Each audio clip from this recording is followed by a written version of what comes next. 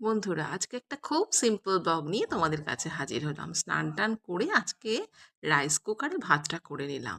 তারপর এই যে আয়না টায়নাগুলো একটু মুছে নিচ্ছি। আজকে না রান্নার খুব একটা চাপ ছিল না, কারণ কালকে রান্না বান্না করে রেখেছি একটু বেশি করেই, সেগুলোই আজকে ছিল। সেই জন্য রান্নার চাপ তো মুক্তই, বাদ বাকি অন্যান্য কাজগুলো করে নিলাম। কালকে বাজার হয়েছিল, কিন্তু বাজারগুলো কালকে গোছানো হয়নি।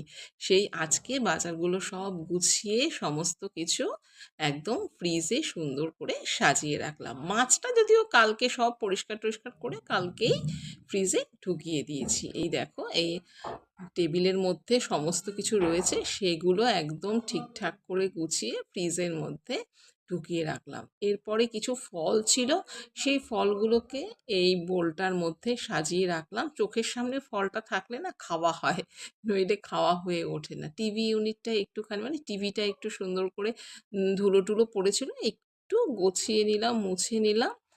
আর আজকে খুব সাধারণ কাজ, কিন্তু দেখবে এই সাধারণ কাজগুলোই আমাদের দিনকে অনেক, যদি ঠিকঠাক করে করি, অনেক সহজ করে দেয়। লাস্টে কিছু বাসন ছিল, সেগুলো মেজে দিলাম। আজকে একদম সিম্পল ব্লগ। তোমাদের কেমন লাগলো জানাবে কমেন্ট করে। আজকের মতো আসি, তোমাদের সাথে দেখা হবে নেক্সট ব্লগে। সবাই ভালো থেকো, সুস্থ থেকো, সাবধানে থেকো। আজকে অত টাটা।